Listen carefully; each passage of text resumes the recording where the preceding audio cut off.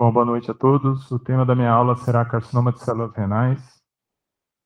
Iniciando com a epidemiologia, o câncer de rim é hoje o 16º tipo de tumor mais comum no mundo, correspondendo a quase 430 mil casos por ano e 179 mil óbitos. Nesse gráfico a gente consegue ver de uma maneira bastante clara que a prevalência do câncer renal ele se dá principalmente em países com nível socioeconômico mais desenvolvido. Nos Estados Unidos, nos homens, ele corresponde à sexta neoplasia mais frequente e nas mulheres, a nona, sendo que naquele país, mais ou menos 70% dos pacientes se apresentam com doença em estágio localizado. No Brasil, esses são dados do INCA de 2019, estima-se algo em torno de 6.300 novos casos por ano, sendo que na nossa realidade a gente ainda tem uma porcentagem elevada de pacientes que são diagnosticados em estadio 4, ou seja, doença metastática, ou tumores em estadio T4. No que diz respeito à evolução das taxas de incidência e de mortalidade do câncer renal, que a gente tem observado nas últimas décadas, é um incremento leve e gradual na incidência do câncer renal e uma estabilização nas taxas de mortalidade da doença. Quando a gente divide isso de acordo com o gênero do paciente, a gente vê claramente aqui no gráfico à esquerda que é um tumor muito mais comum no sexo masculino do que no sexo feminino, ainda que a diferença de gênero não impacte nas curvas de sobrevida estudadas, ou seja, não há nenhum impacto prognóstico do gênero na evolução da doença. Quando a gente divide esses pacientes de acordo com o estadio, o que a gente vê é um claro incremento de tumores em estadio T1A, ou seja, são aqueles tumores menores que 4 centímetros. Então, o que nós estamos observando nos últimos 15 a 20 anos, na verdade, é um aumento de diagnóstico de massas incidentais em estágio localizado. E isso se dá basicamente por um acesso mais amplo da população a métodos de imagem, de rastreamento, como é o caso da ultrassonografia. Hoje, em 2010, um estudo brasileiro identificando um perfil epidemiológico do câncer renal no nosso país descreveu a presença da chamada tríade clássica, composta por dor lombar hematura e massa palpável em apenas 5% dos doentes. Falando de epidemiologia, a gente não pode deixar de citar a situação que nós vivemos nos últimos 1 ano e meio, então o impacto da Covid nas taxas de incidência da doença. Esse é um estudo do NHS de Londres, mostrando o impacto da primeira onda do Covid no diagnóstico de câncer renal. Então, os senhores vejam que houve uma queda no número de diagnósticos, e isso deve repercutir a médio prazo no aumento de tumores diagnosticados em fases mais avançadas. Lá na Secamago, nós publicamos esse artigo em fevereiro desse ano, onde nós estabelecemos toda a política de consentimento informado e de preparo desses pacientes para cirurgias eletivas. Então, todos são submetidos à coleta de PCR, são questionados se tem algum tipo de sintoma gripal que possa sugerir COVID. Na presença do PCR positivo ou de sintomas, essa cirurgia é postergada por 21 dias e o paciente entra novamente no ciclo, com o intuito da gente atrasar ao mínimo o tratamento desses doentes. Do ponto de vista de fatores de risco, esses que estão aqui já são bem conhecidos dos senhores. Então, a hipertensão arterial sistêmica, tabagismo, obesidade, diabetes mellitus, os componentes da síndrome metabólica, então, dislipidemia, sedentarismo e o uso de medicações diuréticas e antihipertensivas. Quando a gente faz uma análise rápida da progressão e da prevalência de esteatose não alcoólica e de diabetes no mundo, a previsão para 2020 e 2030 é um claro incremento, um aumento da curva. A gente consegue entender o porquê que essa taxa de incidência do câncer renal continua crescendo. E à medida que nós temos mais pacientes fumando, bebendo e acima do peso, a gente tem claramente uma correlação positiva, tanto em termos de incidência quanto em termos de mortalidade pelo câncer renal. Além desses fatores clássicos, nós temos as síndromes familiares. Eu gostaria de dar atenção especial para a síndrome de von Hippel-Lindau, que é o que a gente vai tocar mais nessa aula, que é o subtipo histológico do tipo células claras. Então, além delas, a gente tem as síndromes de Birt-Hogg-do-Becker, soma papilífero, leiomiomatose, a tuberose esclerose e a síndrome de Colden, relacionada à mutação de PTEN. Em 2017, nós publicamos um artigo de revisão analisando os tumores urológicos relacionados a síndromes familiares, não só tumores renais, mas tumores de todo o trato urológico, já dando uma ênfase especial para a síndrome de VHL, como eu falei, todos os seus tipos de apresentações e todos os genes envolvidos em cada uma das síndromes familiares de câncer renal. Um ano depois, em 2018, nós publicamos esse relato de caso, um rapaz de 33 anos de idade, com achado incidental de um tumor de 1,5 centímetro no rim. Esse paciente ele foi aconselhado a um tratamento cirúrgico, ele fez uma nefrectomia parcial. E o achado anatomopatológico foi um padrão epitelioide, estiocitoide, e na época o setor de anatomia patológica, que era capitaneado pela doutora Isabela Bernec da Cunha, desconfiou e procedeu a uma análise imunistoquímica fumarato hidratase. E aqui os senhores podem ver uma perda total da expressão da fumarato hidratase. Esse paciente ele foi sequenciado, tirando a história dele, a mãe tinha sido submetida a uma esterectomia aos 23 anos por leomiomatose uterina, e o sequenciamento confirmou a presença da mutação e a família foi orientada de acordo. No que diz respeito a fatores prognósticos da doença, a gente pode, de um ponto de vista bastante didático, dividir esses fatores prognósticos em fatores relacionados ao doente, então é a clínica, então é a presença de sintomas, a alteração de performance status, a alteração de exames laboratoriais, entre outros. E os fatores prognósticos relacionados à doença em si, então é o grau tumoral, é o tipo histológico, é a presença de necrose, é a presença de diferenciação sarcomatoide, a presença de margem positivas, trombos, entre outros fatores.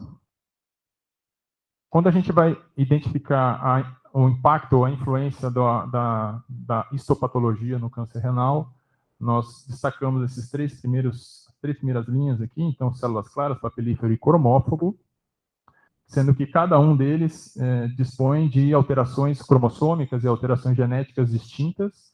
Então, na verdade, são doenças diferentes que acometem o mesmo órgão, que é o rim. Em 2016, uma atualização e revisão por parte da Organização Mundial de Saúde e da ISUP, que é a Sociedade Internacional de Uropatologia, incluiu uma série de outras entidades histopatológicas adicionais àquele quadro que eu acabei de colocar.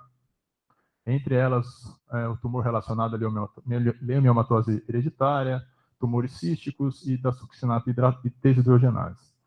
Nessa mesma atualização de 2016, publicada na European Urology, houve uma mudança também num paradigma no que diz respeito à graduação nuclear do tumor renal. Então, por décadas, a gente utilizava a graduação de Fuhrmann.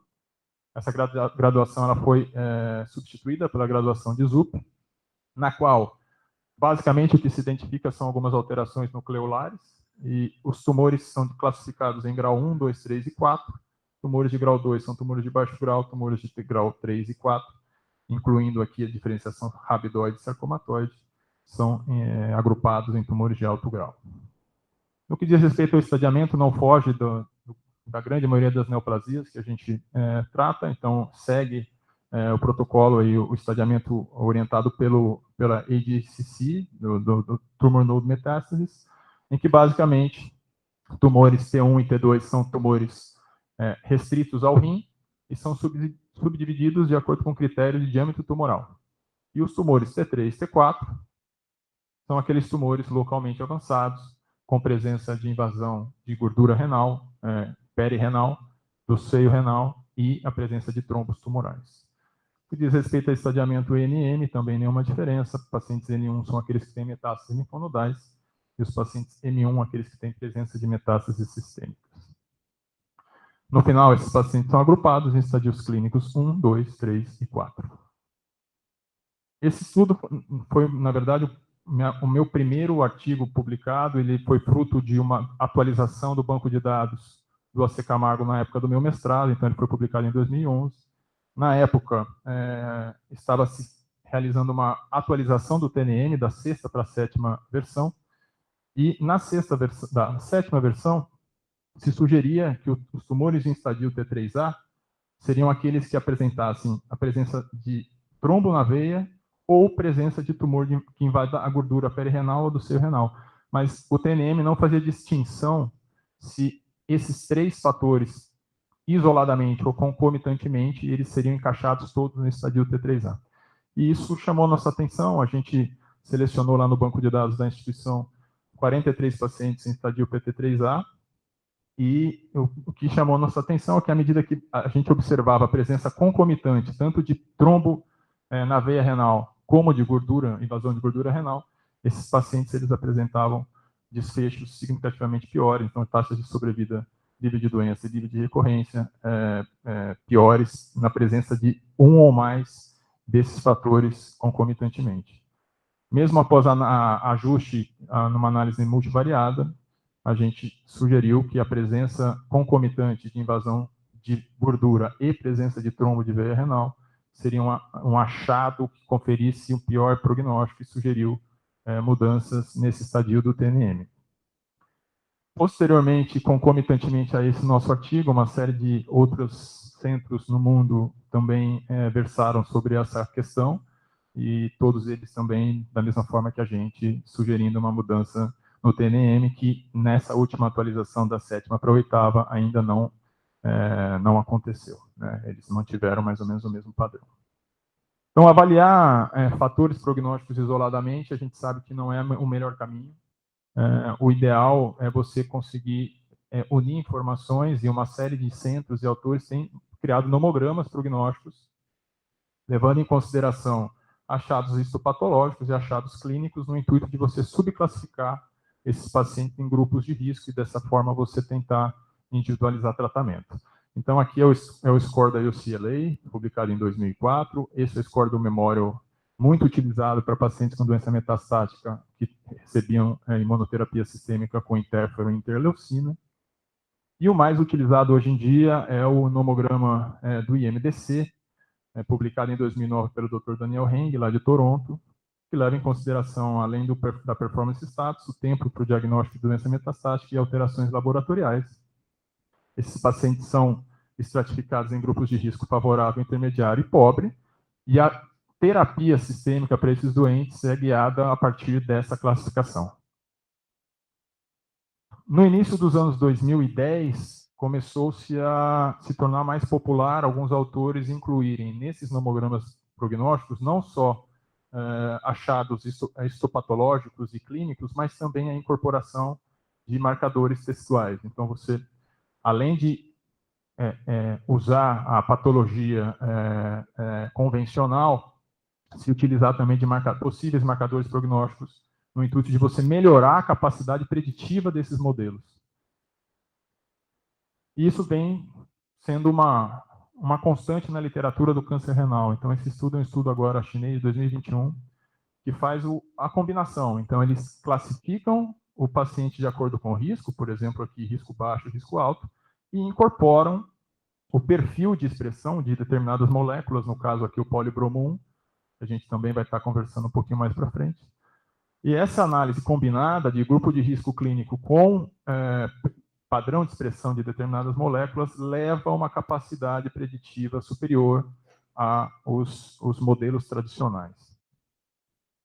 Nós, lá no AC Camargo, temos nos últimos 10 anos nos dedicado bastante à identificação de possíveis marcadores teciduais no câncer renal.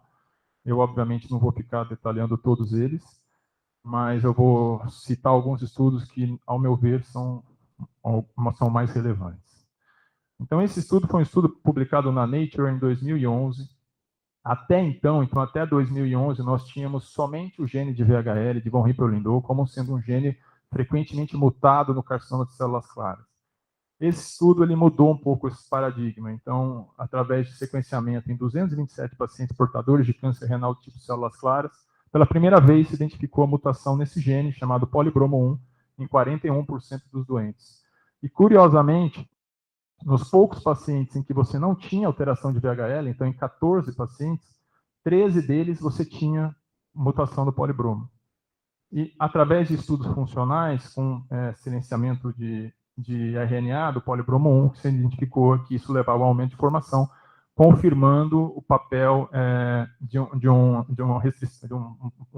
bloqueador de crescimento, né, do gene polibromo 1. E, curiosamente, esses genes, tanto o polibromo como o BAP7D2, estavam em regiões cromossômicas muito próximas do VHL, ou seja, no braço curto do cromossomo 3, que, como eu mostrei lá no início da aula, é a alteração cromossômica mais frequentemente observada nesse tipo de tumor. E o que esses genes fazem? Então, o BAP1 e o polibromo. Eles vão agir numa via de sinalização que se chama de remodelação de cromatina. Então, eles são úteis, o BAP na questão da ubiquitinação de moléculas relacionadas à duplicação do DNA, e o polibromo na colocação, inserção e remoção do centrômero para a compactação do DNA. E esse estudo, então, agora nós estamos em 2013, ele foi fruto do meu doutorado, foi um estudo publicado no British Journal of Virology, em que, a partir desse momento, nós reconhecíamos o polibromo como um gene frequentemente mutado, mas nós não sabíamos o impacto clínico disso. Se o fato de a pessoa, ou se o tumor perder a expressão de polibromo, isso traria algum tipo de implicação na clínica, no prognóstico.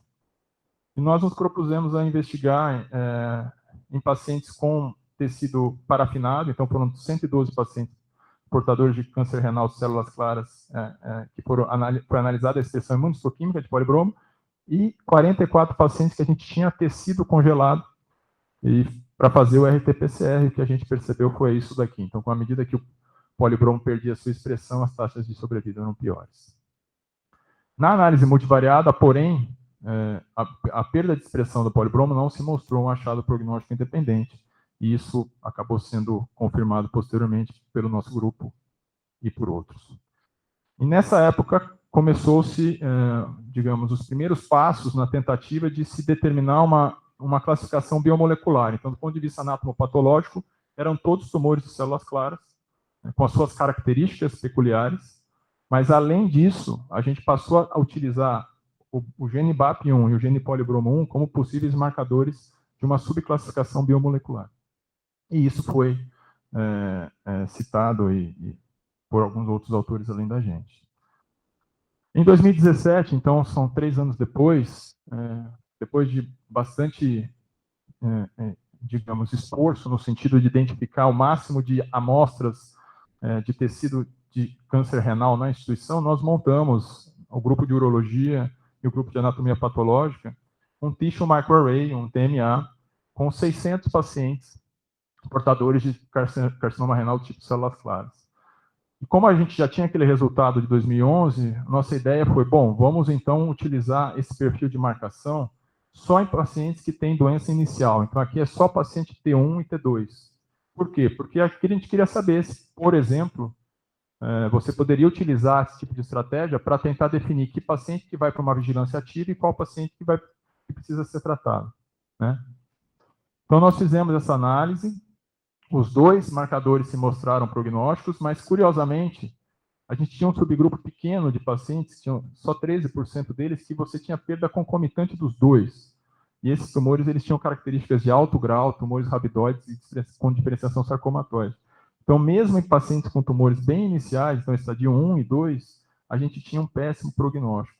E isso foi, posteriormente, alguns meses depois, confirmado através desse estudo amplo, publicado também na Nature, pelo grupo lá do Dr. James Brugarolas, que é de Oklahoma, em que ele mostrava que um percentil pequeno aqui, algo em torno de 3% dos pacientes, tinham a perda dos 2, e esses tumores eram justamente os mais agressivos.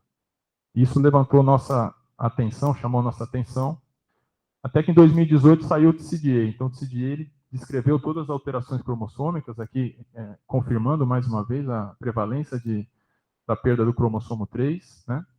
E eu peço que os senhores se atentem aqui ao quadro em verde, que é o quadro relacionado aos tumores de células claras, em que eles conseguiam demonstrar as taxas de mutação desses genes relacionados à remodelação de cromatina extremamente elevadas.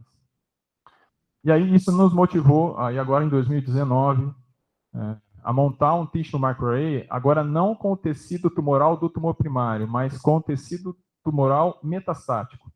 Então, a nossa pergunta era, será que essa correlação da gente analisar o tecido primário, a gente vai saber o desfecho da doença metastática? Então, nós conseguimos 124 amostras de tecido metastático, os pacientes foram submetidos à biópsia da metástase ou metastasectomia. E uma observação interessante é que em metade dos casos você tinha uma discordância de expressão entre o primário e o metastático. E isso reforça a necessidade de tentar se amostrar o tecido metastático na pesquisa de biomarcadores. E esses pacientes, especificamente no subgrupo que recebeu somente tirosina quinase, as drogas de tirosina quinase, a gente percebeu que quem perdia a expressão de BAP1 tinha uma evolução pior. Então, do ponto de vista preditivo, poderia ser uma molécula que ajudaria a selecionar a droga. Saindo um pouquinho dessa linha dos remodeladores de cromatina, nós publicamos agora em 2019, quando a gente fala de câncer renal hoje, a gente tem que falar o papel da imunoterapia e de moléculas relacionadas à imunoterapia. O PDL1 é uma dessas moléculas, nós fizemos esse estudo junto com a Universidade de Tampa, então, na verdade, o Limofit Cancer Center lá na Flórida, e o pessoal de Oklahoma também. Então, foram 1.200 pacientes, onde a gente avaliou a expressão de PDL1 e PD1, e os pacientes que apresentavam uma expressão positiva de PDL1 tinham taxas piores de sobrevida. E isso, numa revisão sistemática agora desse ano, confirma, né? Assim como em bexiga, parece ser um papel preditivo da expressão do PDL1, os pacientes que expressam PDL1 em rim também têm uma progressão de doença mais frequente. Dito tudo isso, a gente volta lá àqueles autores do nomograma do Memorial. Então, o nomograma talvez mais famoso e mais utilizado na história do câncer renal, e a gente vê autores do tamanho do Robert Motzer sugerindo a incorporação, naquele nomograma deles antigo, a incorporação justamente desses dois genes, então tanto do BAP1 como do polibromo 1, a todos aqueles critérios que eles já descreviam anteriormente, e isso foi muito bem demonstrado nesse paper. Então, aqui é o modelo de predição original, vocês vejam que é heterogênea a capacidade de predição, à medida que se adiciona o perfil de expressão desses genes, a capacidade de previsão de desfecho aumenta consideravelmente. E o mesmo grupo, também em 2019, passa a utilizar um perfil de marcadores no sentido de tentar identificar pacientes que possam ser candidatos à nefrectomia citorredutora. Ou seja, a medicina está se expandindo, o uso de biomarcadores é uma atualidade, uma coisa atual, e provavelmente só tende a crescer. Falando agora um pouquinho de tratamento, mais uma vez, do ponto de vista didático, eu resolvi dividir os tumores de acordo com os estadios, né? Então, nós vamos falar um pouquinho de tumores localizados, tumores localmente avançados e tumores metastáticos. No que diz respeito a tumores localizados, o tratamento padrão por décadas foi a realização da nefrectomia radical. A nefrectomia radical a gente seguia necessariamente esses passos. Então, o clampeamento hilar, a retirada do rim com a cápsula de Gerota intacta, a realização de adrenalectomia e a linfadenectomia. Isso perdurou, né? Por quê? Porque há 15, 20 anos atrás a nossa realidade era essa. Então, a gente comumente recebia pacientes com tumores extremamente avançados, volumosos, com áreas de necrose central, paciente sintomático, consumido, e hoje a realidade da urologia é essa imagem aqui embaixo. É o paciente que vai fazer um ultrassom com a ginecologista, ou um homem que passa pelo cardiologista, vai fazer um ultrassom e acaba detectando uma massa tumoral pequena, absolutamente incidental e assintomática. Então, para essas massas, o tratamento não precisa ser igual a essas daqui. Então, no início dos anos 2000, começou a se popularizar a abordagem poupadora de néfros. Então, o objetivo era você remover a lesão com segurança, com eficácia oncológica, mas você manter um órgão saudável, o rim, porque isso poderia trazer vantagem para o doente. Então, uma série de grupos aí, então, que eu trouxe só para exemplificar, esse é um estudo do MD Anderson de 2006, mostrando uma clara interposição de curvas, ou seja, não há nenhum tipo de compromisso de você fazer a nefrectomia parcial ou a radical para tumores de até 4 centímetros, que era o estadiamento inicial na época. À medida que foi se identificando que era seguro, passou-se a realizar o procedimento em tumores maiores, então tumores de até 7 centímetros, com resultados oncológicos comparáveis. Esse é o primeiro e único estudo nível 1 de evidência, então prospectivo randomizado, comparando pacientes com tumores de até 5 centímetros, nefrectomia radical versus parcial, e essa foi o achado. Então, de novo, uma interposição de curvas aqui, um P não significativo, ou seja, você não compromete, do ponto de vista oncológico, fazer nefrectomia parcial. E agora, dados atualizados, revisão sistemática meta-análise de 2021, mostrando que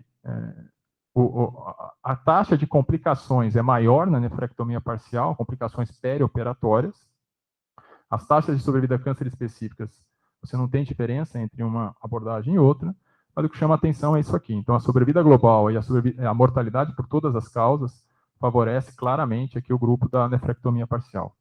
E por que isso acontece? Porque à medida que você faz uma nefrectomia parcial, você está poupando néfrons e isso traz um impacto menor para a função renal do paciente a longo prazo. Então, utilizando isso aqui de 2 critérios de alteração de função renal, os senhores podem ver que os pacientes submetidos à nefrectomia parcial têm um risco muito menor de desenvolver insuficiência renal crônica ou perda de função renal. E isso independe do tamanho. Então, desde que o tumor ele seja localizado ao rim, esse é um estudo agora também muito recente, utilizando casuísticas de tumores de até 12 centímetros, e o que se vê é que a nefrectomia parcial, ela se mostra superior à nefrectomia radical, mesmo em tumores de grande diâmetro tumoral. Então, já que se fazer a nefrectomia parcial ou a nodulectomia é uma abordagem oncologicamente segura, passou-se a se expandir a indicação da cirurgia minimamente invasiva. Então, em 2010, a partir de 2010, começaram a sair os estudos mostrando a comparação entre nefrectomia parcial laparoscópica versus nefrectomia parcial aberta.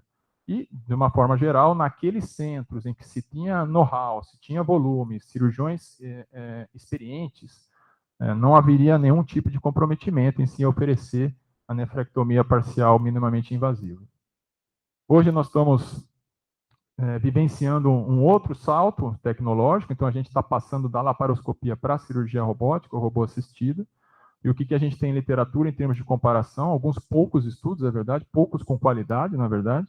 Esse é um estudo relevante, quase 200 pacientes para cada braço, e o que os senhores podem ver aqui em termos de diferença de tempo operatório, a cirurgia robótica ela tende a ter um tempo operatório menor, com um P significativo, e uma taxa de conversão da nefrectomia parcial para uma nefrectomia radical de 11% no grupo laparoscopia versus 1% no grupo robótico.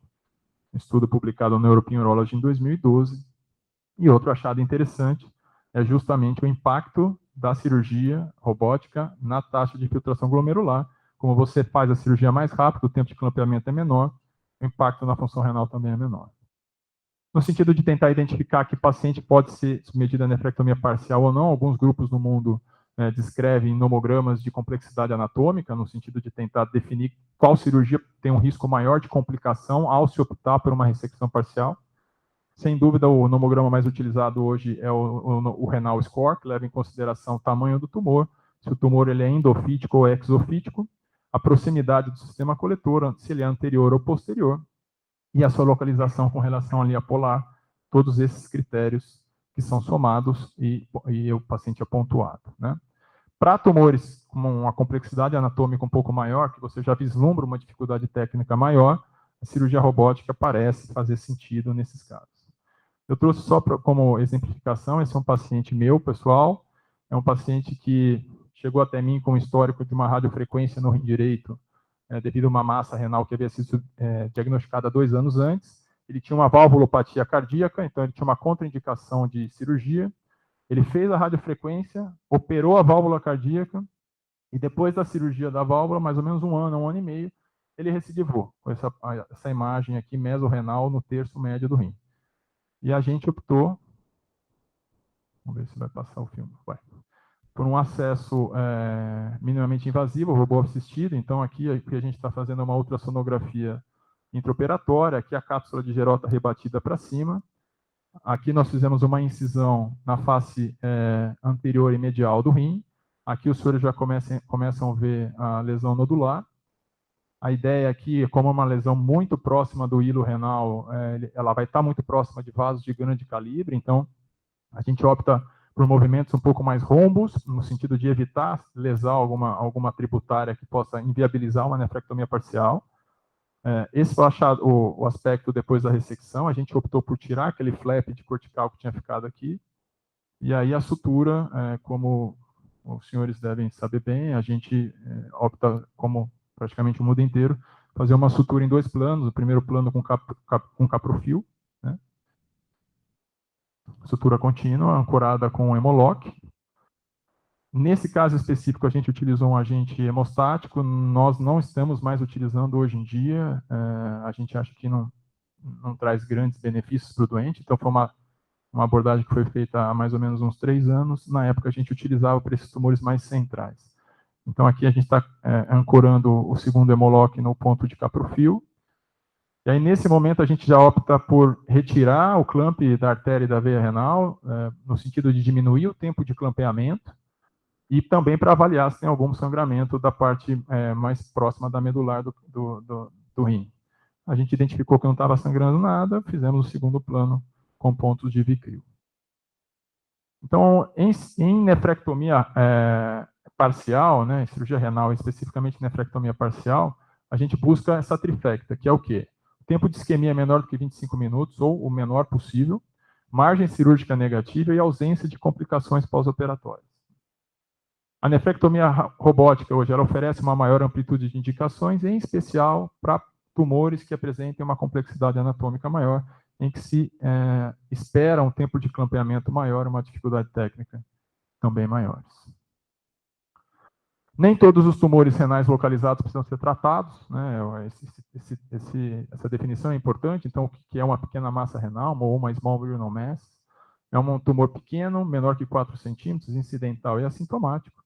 Por que a gente não precisa tratar todos os nódulos sólidos renais? Porque, de acordo com uma série de estudos, nós temos aí uma probabilidade de mais ou menos 20% para tumores de até 3 centímetros apresentarem histologia benigna depois da ressecção.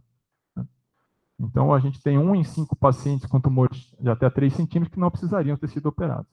E apesar desse conhecimento, essa é a evolução da taxa de tumores operados com esses diâmetros, então menor do que 1 a 2, 2 a 3, nos Estados Unidos na última década. Então, apesar do conhecimento, ainda assim, há o que a gente chama de um overtreatment. Alguns pacientes são tratados desnecessariamente. Nós abordamos isso no estudo multicêntrico do LAC, do Latin American Renal Cancer Group, da qual o AC Camargo participa, um banco de dados bastante grande, então 1.500 pacientes com tumores até 4 centímetros. Na casuística da América Latina, 300 pacientes desses 1.500 tinham sido operados e a histologia veio benigna, né? E vocês vejam a evolução indolente da doença, então apenas 1,7% de progressão para a doença metastática, e do total, apenas 4,7% de mortalidade global. Então, vale a pena optar por uma vigilância ativa em alguns casos, sim. Essas são as principais séries publicadas no mundo, então, desde que os tumores tenham tamanhos adequados, então até 3, no máximo 4 centímetros, nós temos taxas de sobrevida câncer específica bastante aceitáveis, atingindo aí algo em torno de 95%. Outra possibilidade são procedimentos ablativos, eu vou falar de 2 delas. Então, a primeira é a radiofrequência, que nada mais é do que a transformação da energia eletromagnética em energia térmica, geralmente é um procedimento feito através de acesso percutâneo. Aqui a gente está vendo uma lesão no rim esquerdo, a agulha sendo introduzida, e aqui a abertura do guarda-chuvinha da radiofrequência. A lesão é feita através de necrose de coagulação, e aqui uma área ablada. Os senhores podem ver a ausência de contrastação na área tratada, que é um sinal de eficácia do tratamento. Diz respeito a resultados, mais uma vez, quando os pacientes são bem selecionados, as taxas de sobrevida são elevadíssimas, em alguns grupos elas se aproximam a 100%. A outra possibilidade é a crioablação. A crio é um mecanismo inverso, então a gente vai resfriar o tecido, e através desse resfriamento a gente vai levar um mecanismo de destruição mecânica e osmótica, na dependência da temperatura atingida, e, consequentemente, levando a um processo de isquemia e apoptose celular. Esse é um acesso também percutâneo. A grande limitação da crioablação na nossa realidade Brasil é custo. Então, frequentemente, para lesões pequenas, como essa daqui, de mais ou menos 2 centímetros, nós precisamos de 2 ou até mesmo 3 agulhas, e isso faz com que o custo da crioablação seja bastante alto. Então, no nosso dia a dia, é um método pouco utilizado. Mais uma vez, taxas de sobrevida a câncer específica bastante altas, se aproximando aí dos 100%. Quando a gente compara ablação versus cirurgia, os senhores vejam nessa coluna aqui que em nenhum dos estudos avaliados, estudos mais extensos, houve diferença na sobrevida câncer específica. Na sobrevida livre de recorrência, os tratamentos ablativos apresentam uma probabilidade maior de recorrência, mas se recorre, existe a possibilidade de uma reablação. Para tumores localmente avançados, alguns temas que eu achei relevante, achei interessante a gente trazer. Então, a realização ou não da linfadenectomia, a adrenalectomia, o manejo dos trombos tumorais e a indicação ou não de adjuvância, né, sistêmica. Então, antes de falar de linfadenectomia, a gente tem que voltar um pouquinho lá na academia, então, falar um pouquinho de anatomia. Esse é um estudo interessante, francês, publicado já há bastante tempo, 2006, que mostra que entre 20% a 25% dos rins tem a sua drenagem linfática por um primeiro linfonodo intratorácico. Isso é muito relevante. Por quê? Porque isso diminui o papel da linfadenectomia.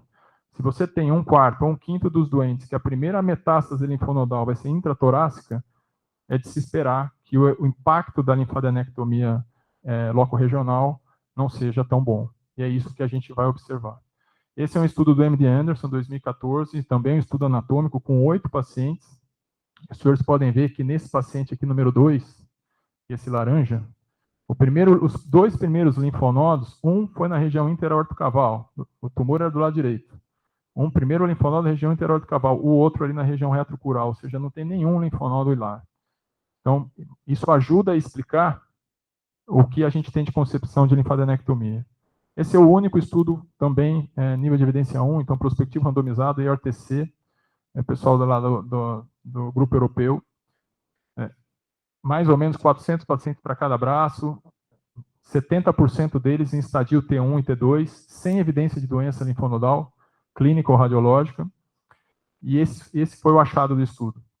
Então, em termos de sobrevida global, tempo de progressão e sobrevida livre de progressão, não houve nenhum impacto da realização da linfadenectomia nesses pacientes que são N0. Nos pacientes que são N1, ou seja, eles têm evidência clínica, radiológica de metástase linfonodal, mas sem metástase à distância, o que se tem é que esses pacientes devem ser submetidos à citorredução, porque algo em torno de 20% a 25% dos doentes podem ter um benefício de longo prazo. Então, a gente vai estar beneficiando mais ou menos 1/4 dos doentes. A adrenalectomia é um tópico hoje já bem solidificado, então esse estudo é o estudo talvez mais importante, versando sobre a necessidade ou não de se retirar adrenal durante uma nefrectomia. É o estudo lá da Clínica Maio, de 2011, 4.000 pacientes, eles identificaram nesses 4.000 só 2% de pacientes com metástase na glândula adrenal. E quando foram fazer a análise de sobrevida, a realização ou não da adrenalectomia ipsilateral não teve nenhum impacto no desfecho dos doentes. Então, se o paciente não tem uma evidência intraoperatória ou pré-operatória de imagem com alteração de adrenal, retirar adrenal é absolutamente desnecessário. Isso foi confirmado posteriormente nessa revisão sistemática, onde não se observou nenhum tipo de impacto da adrenalectomia no desfecho dos doentes. Com relação aos trombos tumorais, existe uma série de classificações. Hoje, a mais utilizada é a classificação do TNM, como eu mostrei, que leva em consideração o nível do trombo, tendo como referência a veia renal. Então, se você tem um trombo dentro da veia renal, é um estadio mais inicial, e esse trombo ele pode se estender cranialmente dentro da veia cava inferior, até a região da veia cava retrohepática, e até chegar em casos mais avançados de tumores no átrio, na câmara cardíaca do átrio direito.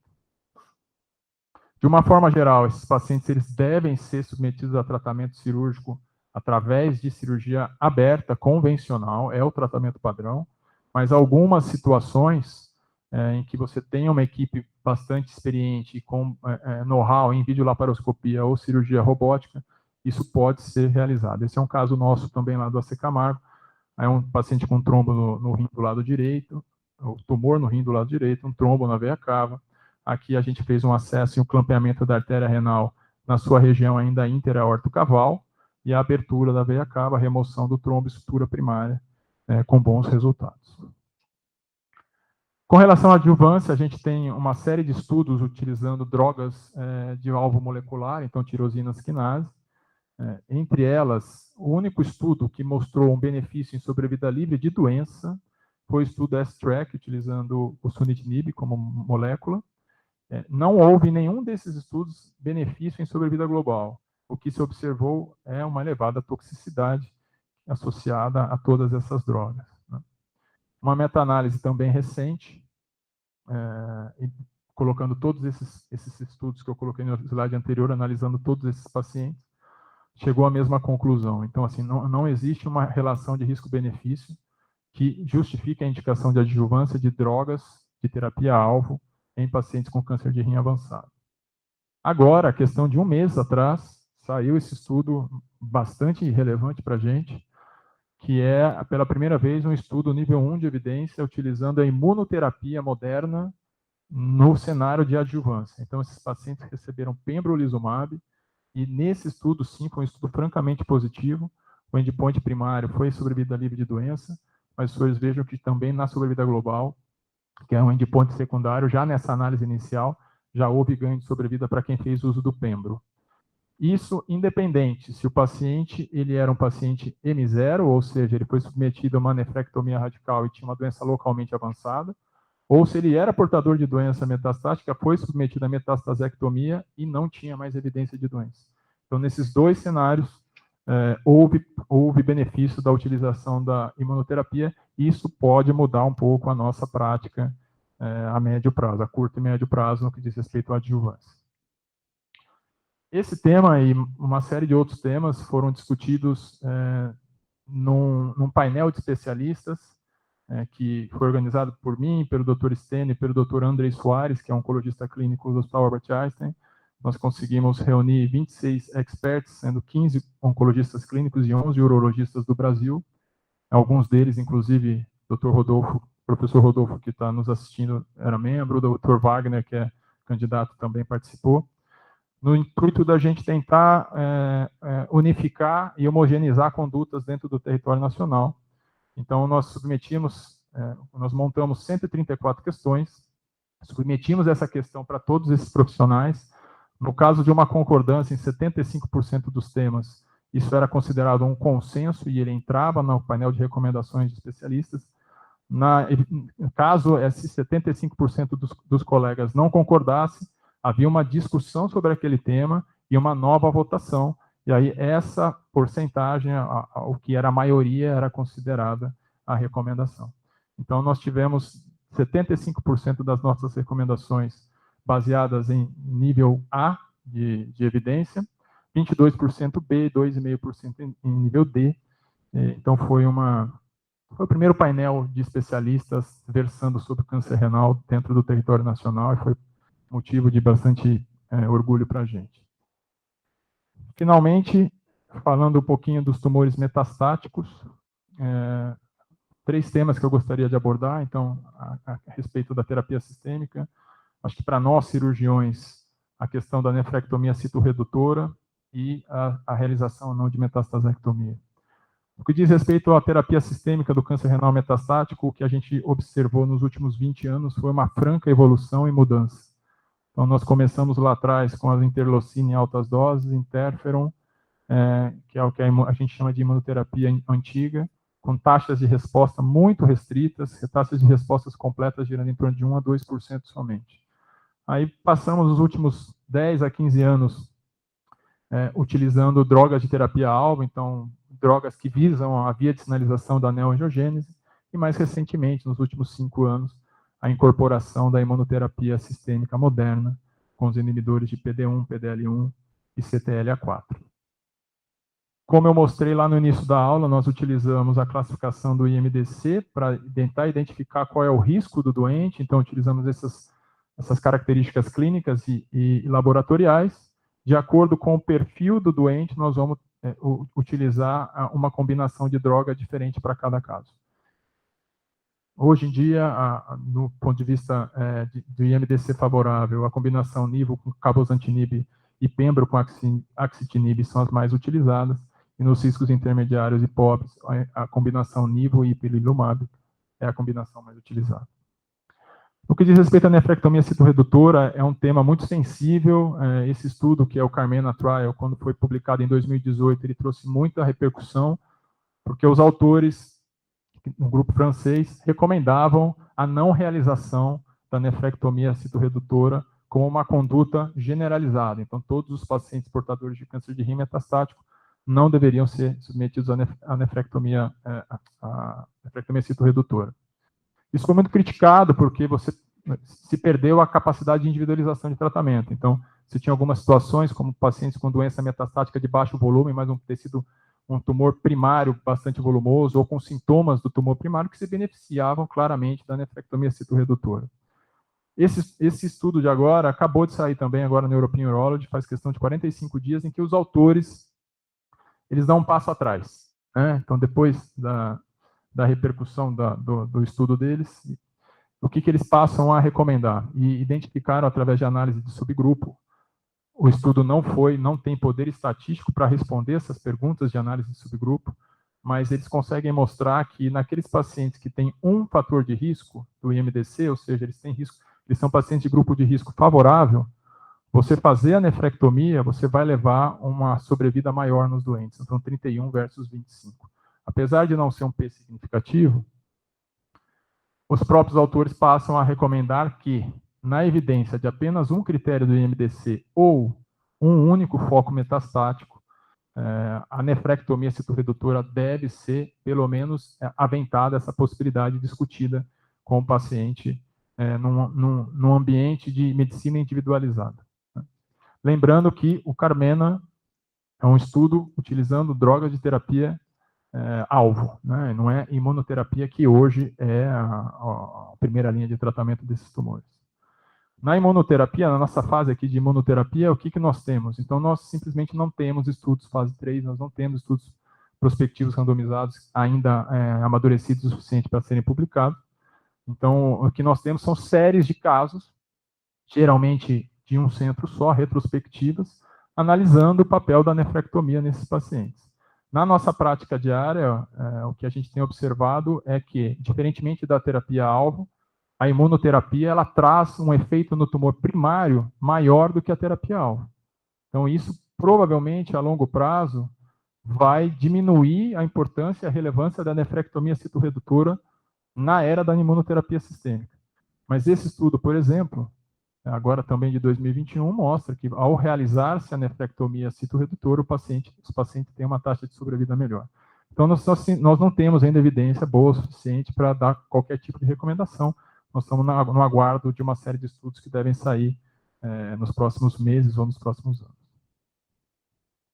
Ok, a gente falou de tratamento cirúrgico do tumor primário na doença metastática, mas e o tratamento cirúrgico do foco metastático?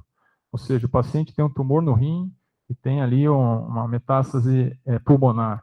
Faz sentido você ressecar o tumor renal e ressecar também o tumor metastático? Aparentemente sim, todos os estudos sugerem que sim.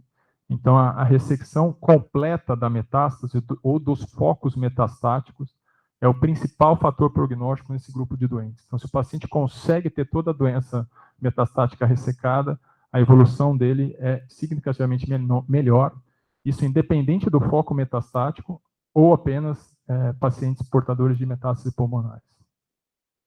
O nosso grupo também versou sobre esse tema, então em 2019 a gente publicou esse artigo com 74 pacientes metastáticos da instituição, em que a gente fez um propensity score e conseguimos mostrar de uma maneira bastante clara também que aqueles pacientes que faziam a metastasectomia completa apresentavam taxas de sobrevida que se aproximavam de 100 meses, enquanto aqueles que não conseguiam toda a doença ressecada, somente 40 meses. Então, na nossa casuística, isso também foi observado. O mesmo painel de especialistas que eu citei alguns slides atrás, posteriormente aquele nosso estudo, esse estudo foi publicado, liderado pelo Dr. André, que é o oncologista clínico ao qual me referi, e que a gente também tratou desses temas, e a nossa recomendação foi que a nefrectomia citorredutora pode ser utilizada em pacientes de baixo risco, ou pacientes selecionados de risco intermediário com uma boa performance status e baixo volume tumoral metastático. E a metastasectomia, assim como eu acabei de falar, tem que ser utilizada e tem que ser pensada em pacientes de baixo risco e para alguns pacientes selecionados de risco intermediário que possam ter doença ressecável por completo. Desafios, o que a gente tem daqui para frente? Então, eu sou um entusiasta da tentativa de identificação de fatores e marcadores biomoleculares que nos ajudem a a manejar, a lidar com esses pacientes. Hoje em dia, a gente está numa fase de Big Data, inteligência artificial. Quanto mais dados a gente conseguir coletar, a gente vai alimentar nomogramas e algoritmos que vão nos ajudar, eu não tenho a menor dúvida, a médio e longo prazo, na individualização dos doentes. De imediato, o que nós temos é a chegada de novas plataformas de cirurgia robô assistida, então o Versus é uma delas, é uma plataforma que chega com um apelo de um custo menor, então um acesso maior para a população. Nós ainda não temos experiência nenhuma com essa plataforma, mas muito provavelmente ela vai se disseminar pelo país, então isso vai ser algo para a gente observar nos próximos anos.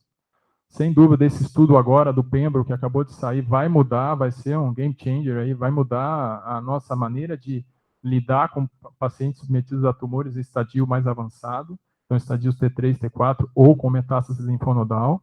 Aparentemente faz sentido, e eu não tenho dúvida que isso vai ficar. E, sem dúvida, a individualização do tratamento ela vai estar presente cada vez mais em qualquer estágio da doença. Eu pensei em nomes que eu poderia agradecer. Eu teria algumas dezenas de pessoas que me ajudaram nesses últimos 15, 20 anos de carreira, mas essas 4 pessoas tinham que estar no meu slide. Então, eu gostaria muito de agradecer ao Dr. Luiz Gustavo, que hoje é o chefe da urologia da Santa Casa, uma pessoa que é um amigo pessoal e que abriu as portas da Santa Casa para o meu retorno, à minha faculdade querida. A doutora Isabela Werneck, que também é uma amiga querida e me ajudou muito nesses estudos de marcadores moleculares. É uma pessoa brilhante e está sempre presente na nossa vida. Dr. Gustavo, que é um dos candidatos de hoje, foi ele que me trouxe para o AC Camargo, foi ele que sempre me estimulou e às vezes me desafiou, e isso foi bom para mim. Me trouxe um crescimento pessoal e profissional muito grande, e eu tenho muito orgulho de hoje estar no mesmo concurso que o Dr. Gustavo está. E o Dr. Stênio Zec, que é meu atual chefe lá no AC Camargo, foi o meu orientador de mestrado, doutorado, uma pessoa também totalmente acima da média, tanto profissional como pessoalmente, sempre aprendendo com ele, meu mais profundo agradecimento. E eu gostaria de terminar aqui com a disposição aí para qualquer dúvida ou questionamento. Obrigado.